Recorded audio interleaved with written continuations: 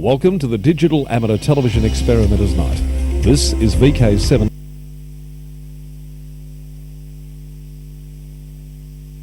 Welcome to the Digital Amateur Television Experimenters Night. This is VK7OTC, the club station of the Radio and Electronics Association of Southern Tasmania. Amateur radio is a worldwide hobby that has many different aspects. Digital television is just one of the many modes and areas that are covered.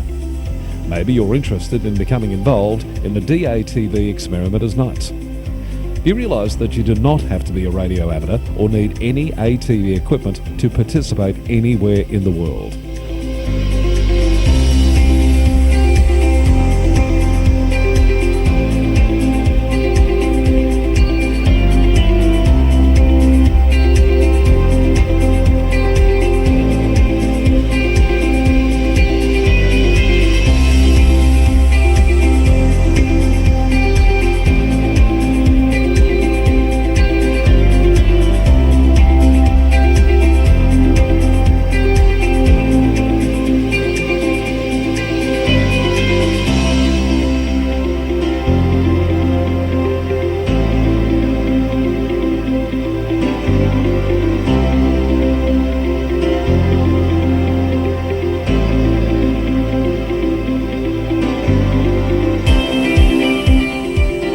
Also participate in the night by coming up to the Queen's Domain club rooms. Yes, right on top of the Queen's Domain in the heritage-listed Coast Wireless Station. You never know, we might get you in front of the camera or behind doing one of the many roles during the night. We get underway with our program on a Wednesday night from 7:30 p.m. local time. We'll see you soon.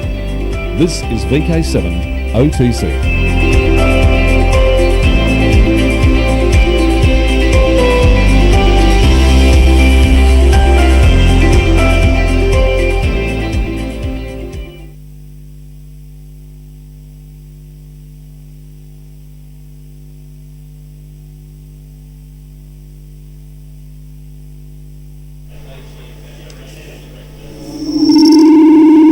This is VK7 OTC, the club station of the Radio and Electronics Association of Southern Tasmania with our DATV Experimenters Night.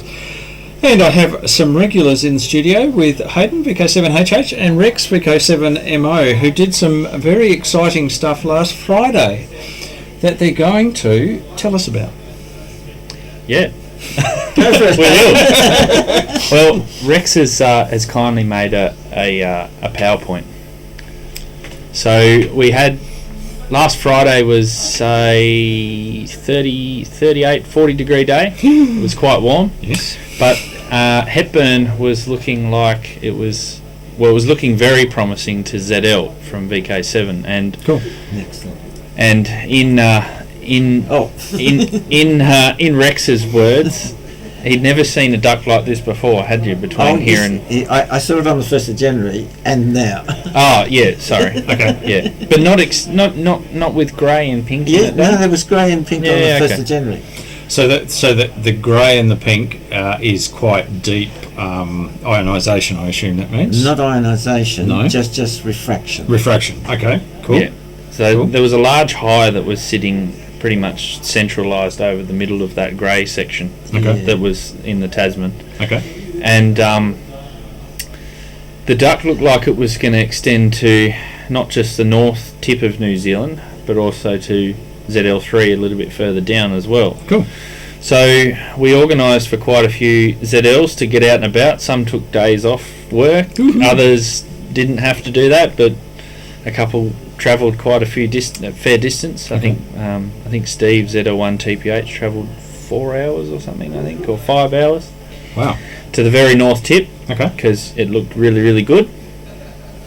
So we were going to try all bands from 2 metres and above. Rex was keen on 10 gigs as well. Right. And so we set up, and we were up and running. We also went. So Richard 7ZBX and Murray 7ZMS and myself, we set up portable as well. Yep. And then we set up by I think 6:30 in the morning, and we made contact on 2 metres. Wow. With ZL1IU, Nick, And then this happened. Now that's in UTC time. So at 20:08 was the first ever 1296 meg contact from VK7 to ZL, and that set a VK7 record, and that was Rex. You had quite strong signals to Nick, 5 and 6, and that was 2,432.6. And I didn't know that you had made contact with him on 1296. Oh, okay. I didn't know about this until later, because I wasn't listening on that frequency at the time. And then 9 minutes later, so it must have been just after you had made contact. Nick come back on 2 meters, and he didn't tell me that he'd made contact with you on 1296. Okay. And we tried 2 meters. We went 432. No, we went 2 meters, and he said, "Go to 1296 just straight away." And I thought that's a bit strange, because usually we go to 432 first to try. So we went to 1296, and I could hear him calling, but he was very weak, and I heard his signal report back to me, which was 4 and 1, and I was also giving him a 4 and 1 initially, and then he peaked up to about 5 and 2, and I kept repeating 4 and 1. I kept with the original signal report, 4-1, 4-1, 4-1. You actually went to 5 and 1 part of the way through. Did I? Yes. Oh. He got my 4 and 1 in the end. Yes. And so then that broke Rex's record, which was only 9 minutes long for VK7, but it actually happened to be a national record as well. Fantastic. Which exceeded it by 3.8 kilometres. Yeah, 3.8 kilometres. Okay. And that record has stood since 1988. Wow. Okay. Held by a guy named Les Jenkins, who's one of the real pioneers of VHF. Okay. From VK3 to VK6. Yeah. Okay. Wow. So that was done, if you go to the next slide, that was done from my remote site. So we had a portable setup at One Tree Hill, but I also had my laptop as well. We wanted to compare. We couldn't go to Mount Wellington on that day because of the fire hazard, so we wanted to compare the duct height to see what it was doing. Yep. Because I think Rex, was it a day before you looked at the radiosonde data, and it was quite high, wasn't it? That's right, yes. So we weren't sure whether you had to be low or you had to be high to get into the duct. And so I had access to my remote site with the laptop as well, and I was just comparing signals, and that's what I made contact with, and that's a 36 element Yagi at the top there on 23 centimetres with an SG Labs 25 watt PA and preamp in the box. Okay. So Fantastic. Rex got stronger signals, and he did it first, so his was better. But yeah, that's the setup at Mount Lloyd. Right. That's the path profile. Now, the path profile is not all the way to New Zealand, because pretty much from the coast of Tasmania it's water, and Nick's up pretty high as well. Okay. So there's not a lot in the way, and that marker there is the highest point along that path. Apart from the far left there is a little hump, which is insignificant because it's only, I think it's about 500 metres away or a kilometre away, and it looks directly. It's a lot higher. Okay. But along the path, that's the highest point. I think it's about 400 metres lower than the summit. So Okay. So it's got a good path towards ZL. Yeah. It actually shoots through the gap through Collinsville. There's a little gap. If you, I think you put the photo in, but yeah, there's a little gap where it shoots through to ZL, so it's not a bad outlook. Cool. The next slide has our setup at One Tree Hill. So that was at dawn as we were setting up, and I could see I was speaking to Rex on the phone, and I could see the duct on the horizon. Okay. And we were trying to work out how high it was. There's not many mountains out there, but we were trying to figure out how high it was. Okay. And you could see it sandwiched between two layers of dirty air. It's not cloud. It was dirty air at the bottom, and then at the top, and there's a clear bit in the middle. So you could clearly see that cold, warm, cold Yeah, you could see I couldn't, but I could see it. Yeah, it was pretty visible Cool. on the horizon. Cool. And that's us fully set up. We also had the high bands, so 2.4, 3.4 gigahertz, Yep. but yeah, we didn't have any success there. We only made contact on 432 and 1296. Okay. And you'll notice we had the awning out as well for the sun. And you can also you can see in that photo, see the layer of fog. So when we come up, that's about 400 metres. As we drove up there was a layer of fog that was sitting there. So that was also, I think, related to the temperature inversion. It was trapping the fog in. Okay. And then the next slide has Rex has put together a bit of a comparison of signal strengths relative to all of the locations that we were operating from. So if you look through the table, we all worked, Nick, on all bands. Okay. But it's just interesting to look at the different signals compared to the different locations. And One Tree Hill and where Rex is at home, there isn't a great difference in distance away from each other, but Rex's system performance is a little bit better, so that's why the signals are consistently stronger. Yeah. Okay. But it is 5.9 plus 10. That's that's on the peak. And bear in mind, that's listening to Nick. Now, I'm not sure how much power Nick runs on 2 metres, but I think it's... I know how a much it is. reasonable amount. Yep, and he's got a 4-bay array as well. Yeah, okay. That's right. And it's just interesting also to look at the difference between, so Rex and One Tree Hill are about the same height, about 400 metres. But I think you're going to talk about that later on, about the height and ducts. So I'm interested in the next slide. Do we want to go to that? Yep. Okay, in the previous slide, you might have noticed that I said on 1296, the signal was drifting. Drifting tone. A drifting tone. And the reason for the drifting tone was this is the GPS antenna that Roger was using in ZL3, Right. and just at the connector there, it was intermittent, and that's why we had problems up in New South Wales. Right. And again this time. Okay. So we didn't see anything on 10 gigs, but I'm pretty sure once you're dealing with a very weak signal, it's also drifting all over the place. You haven't got a hope in hell. Yeah, you haven't got a hope in hell. That's right. So, the next slide. Now this is the Hepburn chart showing the path. Now the paths are curved because this is a great circle route, and I'm not clever enough to actually draw great circle routes accurately. It's pretty close. But it gives you a feel for where the paths are. And you notice the path to ZL3RC is actually only on the green stuff all the way, certainly not on the intense stuff. And you also notice at the Tasmanian end, it's almost dying out. Yeah.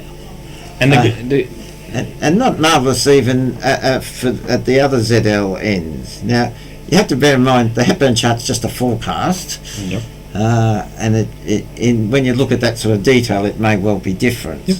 Yeah. we had a good spread of stations though, because you can see. So Sure. Steve was right up as far north tip as you can drive.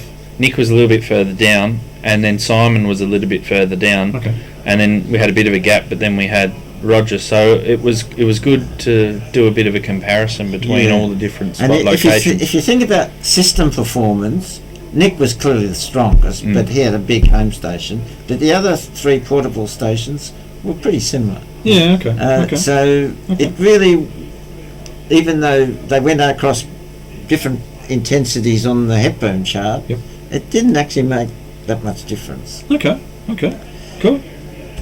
Now this is the heights of all the stations. The only one that really stands out as being very high was Hayden's portable station. All the others are pretty similar. And there just on a note about the heights, there were times where I was listening to Rex locally where we were at One Tree Hill lower down, talking to ZL, and I could hear them at the ZL end, at the local end, but I couldn't hear them at the higher duct end, at the portable station end, and then it would reverse. Right. And then, because I remember I was relaying messages for you at one point, I think, to somebody. Particularly to ZL1 SSW. SWW, I was yeah. having big problems with him. And I could hear him clearly at the portable station. Yeah, okay. But Rex couldn't hear him. I don't think that's so much a duct height thing as just that even small differences in direction. Yeah, I just thought it was interesting at the time. Because there's really no difference between the duct height of you and me. Yeah, I just thought it was interesting at the time Yeah. that you couldn't hear him at all, but I could hear him quite clearly. Yeah. And then it would reverse. Yes. Fantastic. Okay. Okay. Now, this is the duct in Auckland, quite strong, and Auckland is basically where ZL1 SWW was. Right. It's quite a high duct, 13-15 metres, and really quite strong. Huge. At minus 681. The next slide is Hobart, and essentially there is no duct. There's a little low duct, which only is 100 metres up or so, but that wouldn't have. We were all above that, so that wouldn't have helped us at all.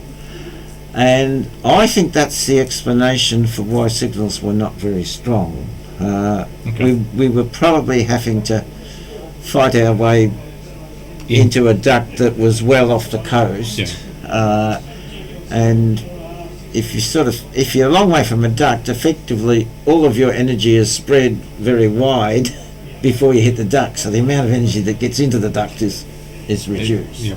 Okay. Now, this is what the Bureau of Met radar looked like, and you will see all this rain out to sea, which clearly wasn't true. There was definitely no rain that day. There was definitely no rain that day, and we talked about this at the last talk. And again, the Bureau of Met radar is, in my view, reflecting off the duct down to the sea, and Picking up water vapour? No, just picking up the reflection off the sea. Yeah. And if you come in closer, then you have to beam higher, and you go right through the duct. Yep. So it doesn't reflect back. Yep. And that's why. And it's almost a constant radius around. Correct. Where the angle allows you to get into the duct. Well, there you go. Is that an indication that we could use? I'm sure it is. I'm sure it is. Oh, truly. But it's a real-time indication, which doesn't give you much advance warning. Correct. Correct. But they're interesting. At the time. Yes. Now, bearing in mind that the signals are weak, I thought back to the 31st of December 2005. Now, this is about the time Hayden visited me with his grandfather, because he didn't even have a driving licence. Yeah, I'd been licensed about a year. Yeah. Right. Okay. And I actually had 432 meg signals, 5 and 9 plus. I sort of estimated 30 dB over. Which was nothing like we had on That's last right. Friday at all. And yet, when you look at It's not as strong. At the Hobart end, it doesn't. You know, it's a fair gap into the duct. It's fairly strong all the way at Nick's end. Better at Nick's end. More uniform. Yeah. There is something you said about not being as strong. The chart may have changed over the time, because we think that the red that he used to put there's now a little bit more detailed. That's right. Possibly, but Yeah. for all intents and purposes, it's So similar. again, you've got to be a bit cautious about what you see on Hepburn, particularly when you're getting sort of a breakaway just near the coast. Yep. And also, there's an unstable area down Yeah, the Hobart end as well. that's right. Okay. So if we next slide, this is what the duct looked like at the Auckland end. Okay. Now Nick's a fair bit further north than Auckland, but it was the lower duct would have trapped the signal before it got to that higher one. And the lower duct, well, it's approaching 540, 380, something? 360. Yeah. Not all that strong, and yet it was such overwhelming signals. And that's what Hobart was in at that time, and it barely even scraped in to the ducting line. But it is but it is a little bit higher though. It's what 400 meters. Yeah, rather than the 200 or so. Yeah, than the other day. Yeah. Well, I would say. I think what we saw the other day, that low thing was Just irrelevant. local, yeah. But that's more relevant, that one? I think so, because in part I'm closer to the duct, which means I can get into it at a low angle with more energy. You also have to treat the radio son data a little bit of caution, because you're relying on the response time of an instrument to measure the temperature and humidity, which is rising rapidly through the atmosphere, and so the reality is the duct was probably slightly stronger than that. Yeah, okay. If it had a very high resolution. And what's the significance of this of 1296? Why wasn't there a contact on 1296 back in 05? Okay, well, you would think, given the enormously strong signals we had on 432, we had a contact. What actually happened is, I said to Nick, can we try 1296? And I'm now struggling to remember what gear I had, but I certainly wouldn't have had the 180 watt PA. Yep. So I probably only had 10 watts and probably about a 2 meter Yagi. Yep. And I said to Nick, can we try 1296? He says, oh, I think I've got an antenna in the garage.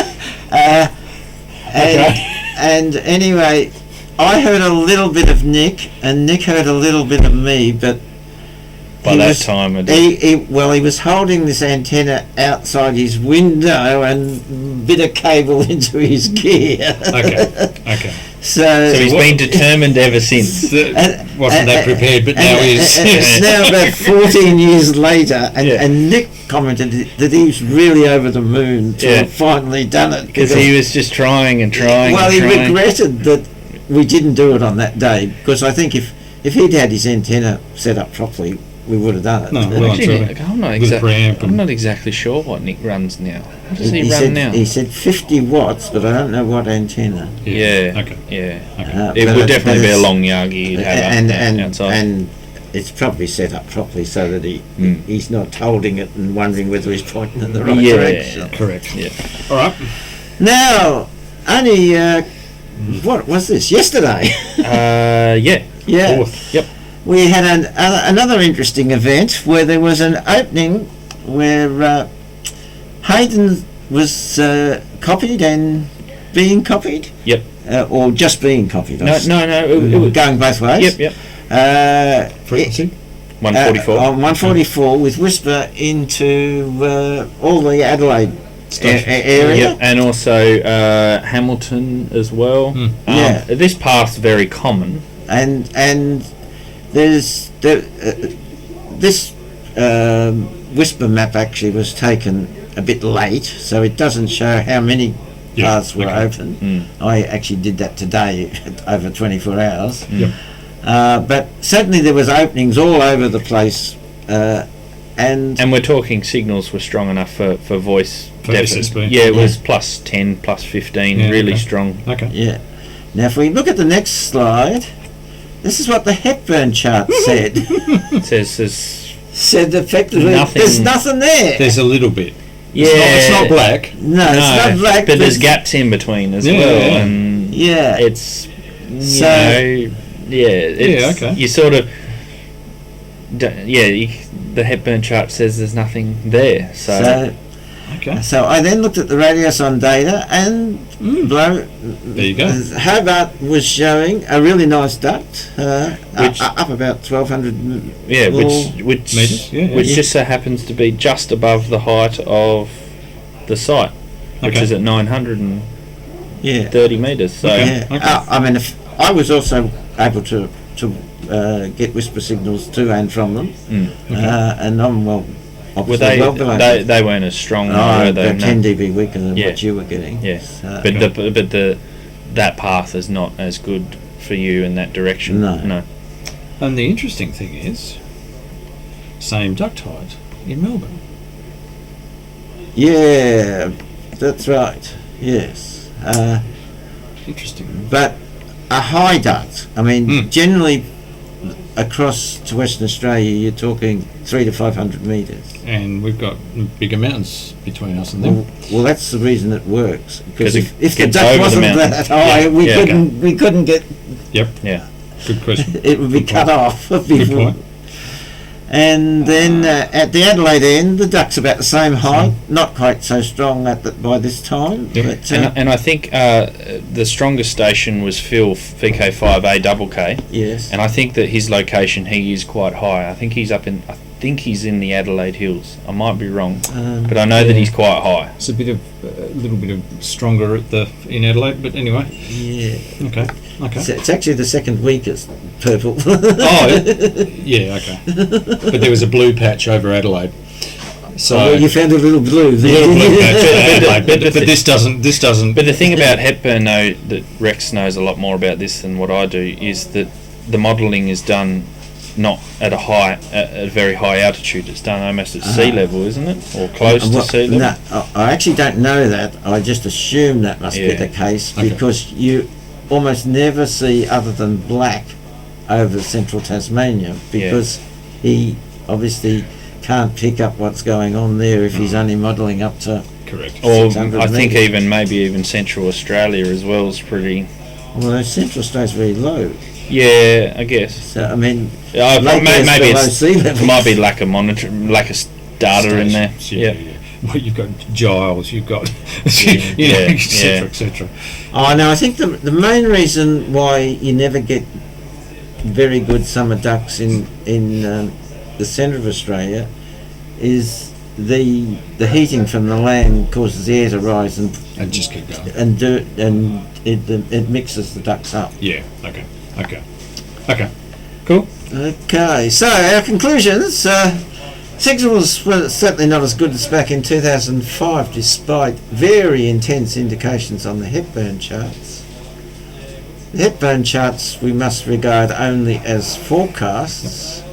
They're a good indication and probably good justification for deciding to go to the effort of going portable. Well, the one on Friday definitely showed us that there was going to be something there, Yeah. and there was. Yeah. It seems the duct didn't extend to Hobart, which is slightly contrary to the fact that you went up a hill through the fog, but maybe by the time later... Well, that burned off pretty quick once the sun come up. I mean, that might have been a very local... Yeah, I think it was. That Yeah. fog. I think there's... and Hayden's obviously thought about this seriously since, there is some advantage in going to the coast so that you make sure you're as close as possible to where the duct's likely to be. Primarily because any duct that went near Hobart is primarily due to wind that's hot wind coming from the north, and it's already been disturbed by all the mountains, and it's likely to be stuffed up by the time it gets to Hobart. Yep. Okay. Yeah, so I've looked at a couple of sites along the east coast around Orford. Okay. There's plenty if you go further up the coast, but as far as staying local, there's a couple there, and there's one in particular which is about 400 metres, so it's almost at the ideal height that we want. It's just a matter of whether we can get through some trees that are there. Okay. But I think it's worthwhile to try next time. Cool. And see how it goes. Cool. And next slide. This raises a question. You might have seen that the contacts across to Roger were all in the low intensity part, just down in the green. Yep. The ones to the people at the north went through much stronger parts on Hepburn, and they were really, if you exclude Nick, who had obviously much more system performance, Yep. there was very little difference, and raises the question is, if you can get above the minus 157 all the way, that probably is all you need. Now, of course, if you've got a very intense patch in the middle, it's much likely to spread the whole length of the path. Yeah. But I think it's worth looking for any situation where you've got green all the way or some yellow, and not necessarily worrying too much about The strong, The- super strong ones. Yeah. peak, that really strong stuff in the middle. Because, and going back to the one when you were in New South Wales, that was a similar experience that day. 432 signals, they were there, but they weren't super strong. Yeah. And it was similar to, Yes, you would have been on the bottom of the. yeah. But, yeah, yeah. it's interesting. Cool. Fantastic. Thanks, guys, Okay, and congratulations. thank you for Thank both you. of us. That's very good indeed. That's excellent. Well, Really good. yeah, Rex will definitely go into the list of the archived records Yeah, and yours will be the first one. Yes. for 9 minutes. until someone beats it. Although that distance is quite, I think the only way you can beat that is from top northeast coast to Tasmania to VK6. I think. That's right. Yes, you'd have to. There isn't really many more paths. than you Yeah, can- I think it can be done from. Hmm. I mean, the fact that we've done that path on 10 gigs Yeah. means we ought to be able to do it on 1296. We just need to find someone the other end. That's Well, difficult. Derek is actually ready to go 1296 the next time. oh, is he? Yes. Oh, is he back running? Or not from home? Well, when you say, I didn't know he wasn't running, so Okay. the last time I spoke to him, which is probably 2 years ago. I'll fill you in. Okay. Okay. Very good. All right. Thank you. Congratulations. Thank you very much for coming in. Thank you. Thank you. And yeah, into the record books. That is fantastic. And I look forward to the next the next Hepburn excursion. So very good indeed. Okay, we can go to a slightly, that's a bit better. Okay, we have a few bits and pieces tonight. What I would actually just like to show you is I came across an article the other day in a magazine about a new camera that has actually been just released, which is just unbelievable. This camera is obviously been designed for a huge range of applications, but this particular camera is the size of a grain of sand, and I'm not joking here. It is, you almost, if you were to drop it onto the floor, I doubt you would be able to actually find it. I'll just keep bringing it up on the screen here. Here we go. And I will just go to if we move it over to here and go to here. Okay, this is Digital Camera World, a website that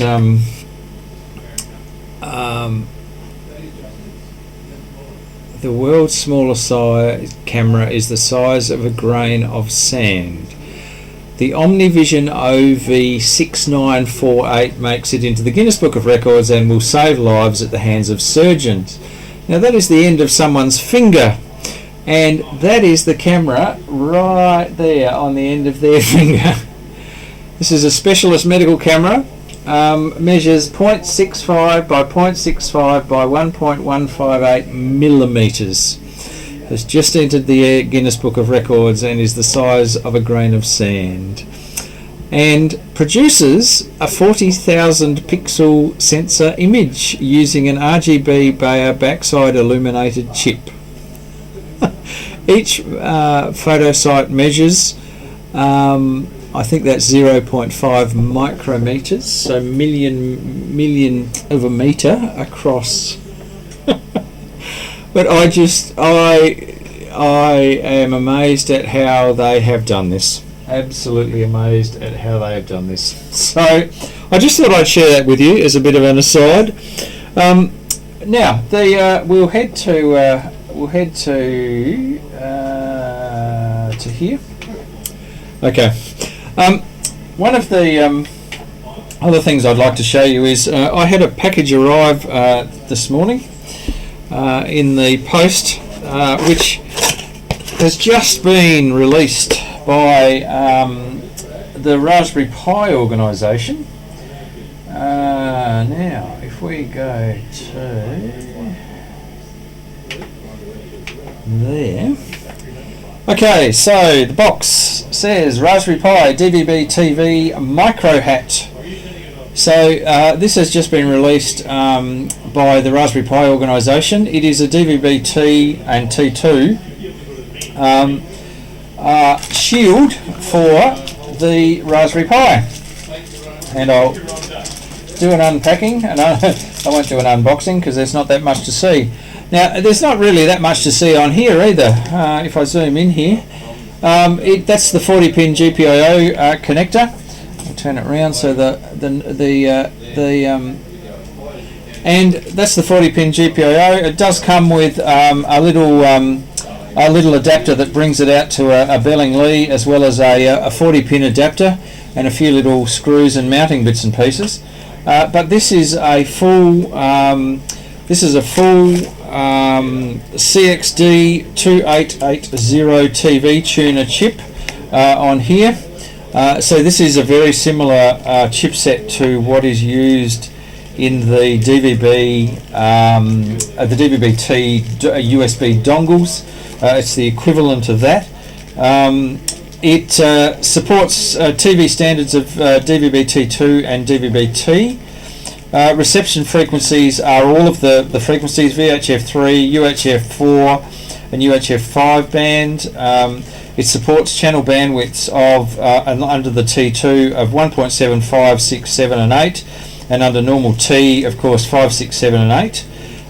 So it certainly does support high definition TV, etc., etc. All in a very nice little TVB micro hat dongle. So I'm hoping by next week I'll have this up and going and actually show you the results of this little device. But I will see what I can do to get it working. And you can build yourself using a Raspberry Pi and an LCD screen of a decent size. You can build yourself an intelligent or semi-intelligent television. So I thought I'd just show that off. Literally, it arrived today. For those who are about to ask, it was $57 landed here from Littlebird. Who is an Australian company that supports Raspberry Pi bits and pieces. So supporting Australian manufacturing. Now the interesting thing that we there's two of us playing with. Last week I showed the Lucent 1296 megahertz power amplifier. module that I'm building into a box, and I'm hoping the box might be here tonight, along with the exciter and the power supply and the sequencer, etc. Now there is another person here, Murray VK7ZMS, who might want to come in with his 1296. If you're listening, Murray, you can make your way into the studio with your amplifier. And Murray has the same amplifier, but it's in a slightly different configuration. It's been converted to a slightly different configuration where the exciter module, which I think is a Mitsubishi module, the exciter module has actually been left in the unit, and you can drive it and get 30 watts out of it with only 25 microwatts. 25 milliwatts. So slightly higher gain, which is good for his application. And my module doesn't have the exciter module in it, but you drive it with 10 watts to get 55 watts out. So you can get a little bit more power out of it if you take that module out and directly inject into the amplifier chain. So anyway, watch this space, because there's a little bit of power increase occurring on 1296, which is fantastic. Bit of a plug for next week's DATV program. We will have a very special guest in Peter Parker VK3YE, who'll actually be in Tasmania. He's dropping in to the studio to give us a bit of a talk on all things QRP. So that's something to look forward to next week. We'll do a bit of advertising around that. Reminder that on the 16th, so that's the 11th of February, Wednesday the 11th of February from 7:30 p.m. Same time, same frequencies, same streaming channel. On the 16th of February at 11 a.m. we have our REAST AGM, which is followed happens after the broadcast, and then we are following it with a free barbecue for members. And a bit of a plug for the WIA conference. There's a bit of advertising and promo going on to the WIA website, and also the broadcast and Memnet and a few other channels that we've got available to us. We did a bit of a promo last week. Professor Elizabeth, or Ellie Leanne, is our keynote speaker, and she will be talking about the humanities and Antarctica, and how those two things mix. So it should be an absolutely fascinating talk. She's done a lot of research into a lot of the things that the early explorers of Antarctica would do, and has some, I understand, some humorous stories to go with it too. So certainly should be good as a keynote speaker at the dinner on the Saturday night. So Spirit of Tasmania discounts is still there, and we have permission to operate Maritime Mobile on 6, 2 and 70. If you're coming on the Spirit for 2 weeks before or 2 weeks after the conference, and also the discounts at Best Western. So you can get cheap accommodation at the conference venue. Now, our videos tonight. Our videos tonight are, I put in a few little different ones in here. The very first one is all about synchronization, and the fact that if you have feedback mechanism as part of your synchronization, it magically synchronizes a whole raft of metronomes if there's just a little bit of feedback enabled for it. It's a fascinating demonstration of physics. There's a bit of a, and I have to thank Peter Parker for this one. Peter posted a video by Colin Mitchell, who is of Talking Electronics fame, and anyone who has been into electronics and homebrew and that, I have no doubt knows about Talking Electronics and all the kits that they produced and all the documents and all the teaching material that they put out. There's a bit of an interview with Colin Mitchell, who started Talking Electronics. There's a couple on satellites, including a 16-year-old who's about to launch a little LoRaSat satellite. there's a fascinating little talk, very short little talk. In the UK, it's based in the UK, but they sell for £3 a little charging pack for your mobile phone, which I was horrified to find out was disposable, and it has a little lithium-ion cell in it that is charged up once, and it has either a lightning connector or a micro USB connector on it, and it charges your phone and then you throw it away. And I think there should be laws against this sort of stuff. But anyway, he pulls some of these apart to show you what's actually inside, and he repurposes the lithium-ion batteries in there. And then the very last one is a bit of fun. In our previous DATV nights, we used to feature a guy called Colin Firth. Now, for those people who spend any time on YouTube, Colin Firth is a bit of a legend on YouTube. He played a lot with pulse jet engines and put them onto little gopher carts and bicycles and all sorts of stuff. He turbocharges his lawnmower and turbocharges his gopher scooters. He makes catapulting beds and all sorts of stuff. He just has a wonderful workshop and stretches the limits. And this particular one is all about he decides to make a jet powered vacuum cleaner, which he does, and proceeds to show you how this jet powered vacuum cleaner works within a house. And I'm amazed at how he doesn't actually burn down the house. But a lot of fun, a lot of great. The guy is just a genius in the workshop, and pushes the boundaries in many different areas. So well worth a bit of a look, and a bit of a fun video to finish off with. So that's our DATV Experimenters Night for the 5th of February. For the 5th of February 2020, and we'll be back next week with another show. So this is VK7 OTC, club station of the Radio and Electronics Association of Southern Tasmania, with our DATV Experimenters Nights and 73, and we'll get underway with our videos.